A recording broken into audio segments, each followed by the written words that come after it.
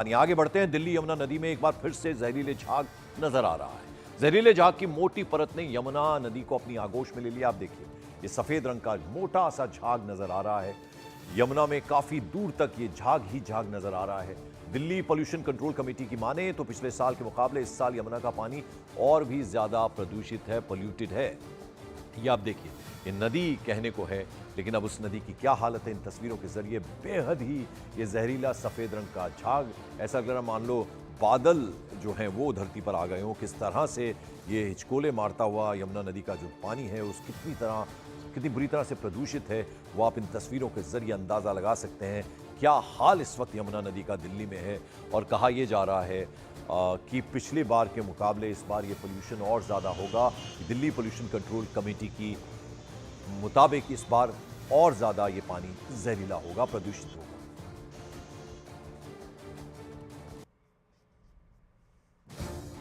दिल्ली में कुछ दिन बाद छठ पूजा की तैयारियां शुरू हो जाएंगी, क्योंकि छठ पूजा नज़दीक है और उससे पहले दिल्ली की यमुना नदी का हाल इतना खतरनाक है कि उसके आसपास खड़ा भी नहीं हुआ जाएगा।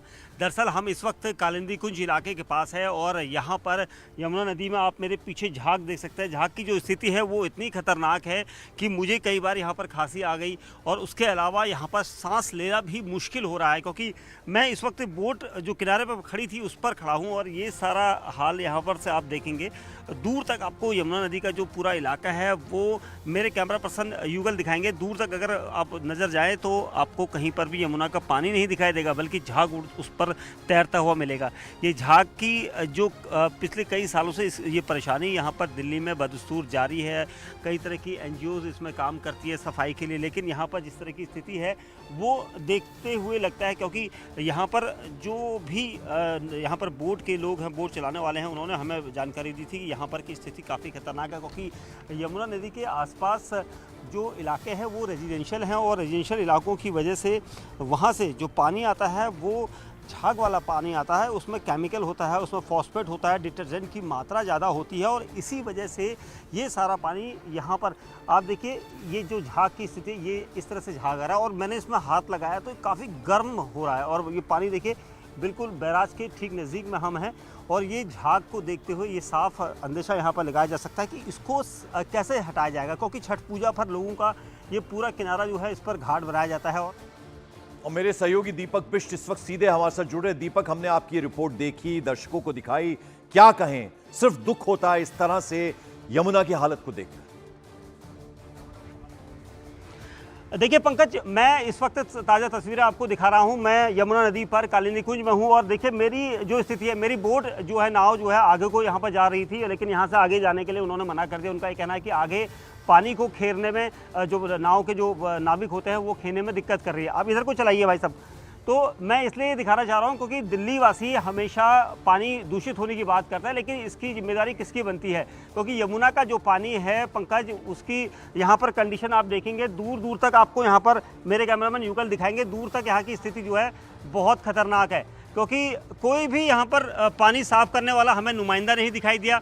और ये सिर्फ इसलिए क्योंकि बड़े बड़ा जो झाग यहाँ पर दिखाई दे रहा है उसकी वजह से बोट आगे नहीं जा पा रही है। और मेरी स्थिति यहाँ पर, क्योंकि डर भी लग रहा है, क्योंकि ऑक्सीजन में यहाँ पर परेशानी इसलिए हो रही है, थोड़ा खुजली सी होने लगी, क्योंकि मैंने कई बार झाग को इस तरह से उठाया है। तो ये झाग जो है कहाँ से बन रहा है, कैसे बन रहा है, सबको पता है, लेकिन इसके लिए कोई कदम नहीं उठाया जाता है, क्योंकि दिल्ली वासियों को अब हाल ही में अगले कुछ 15-20 दिन में जो छठ पूजा है उसकी तैयारियाँ शुरू हो जाएंगी, लेकिन झाग यहाँ पर नहीं खत्म हो पा रहा है। और इसी वजह से ये स्थिति यहाँ पर काफ़ी लंबे एरिया में बनी हुई है, क्योंकि कालिंदी कुंज के अलावा जो दूसरा आईटीओ के पास भी झाग बनता है। और ये सब इस ऐसे मौके पर जब यहाँ पर छठ पूजा की तैयारियों के लिए पानी को साफ करने की बात कही जाती है, दावे किए जाते हैं कि घाट को तैयार किया जाएगा, सौंदर्यीकरण किया जाएगा, लेकिन ये स्थिति यहाँ पर ऐसी है कि यहाँ से आगे नाव नहीं जा रही है और चारों तरफ मेरे ये झाग दिखाई देगा। तो इस पानी को लेकर कौन अपनी जिम्मेदारी उठाएगा, इसको यहाँ पर देखना होगा।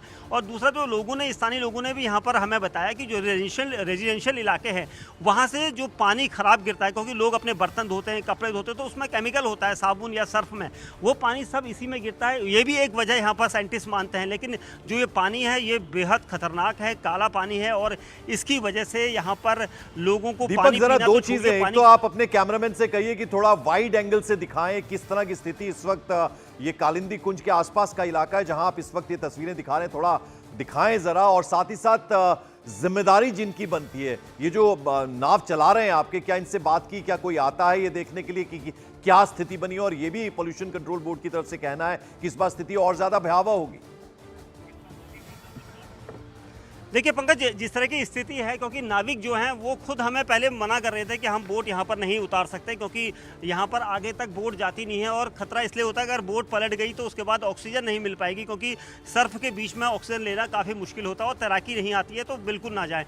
ये हमने थोड़ा जोखिम इसलिए लिया क्योंकि दिखाना हम चाहते थे दिल्ली वासियों को, देश को देखना जरूरी है कि इसकी जिम्मेदारी किसकी बनती है। कुछ लोग आते हैं यहाँ पर क्या भाई साहब कभी सफाई करने के लिए? आता है, कौन आता है? सफाई करने वाला सरकार वाला आदमी आता है सफाई करने के लिए। देखिए इनका कहना है कि कुछ एनजीओ यहाँ पर मदद करती हैं सफाई करने के लिए, लेकिन जो स्थिति यहाँ पर की है उसको देखकर किसी को भी लगेगा कि ऐसा लगता है कि मैं बादलों के ऊपर यहाँ पर नाव को यहाँ पर चला रहा हूँ। लेकिन एग्जैक्टली, बिल्कुल ऐसा ही लग रहा है दीपक, कि ऐसा लग रहा है आप बादलों के ऊपर ये बैठे हुए हैं, बिल्कुल उस तरह की स्थिति है। लेकिन बहुत ही भयावह ये स्थिति है। यमुना, गंगा, ये माँ है, हमारी माँ का दर्जा है, और इन नदियों का क्या हाल बनाकर हमने रखा है। जरा दीपक ये भी बताएं कि इंडस्ट्रीज जो थी, छोटे मोटे उद्योग जो थे यमुना पार के इलाके में, वो हटा लिए गए थे। कुछ तो इंडस्ट्रियल वेस्ट भी इन नदियों में गिरता है, जिसके कारण ये स्थिति पैदा होती है।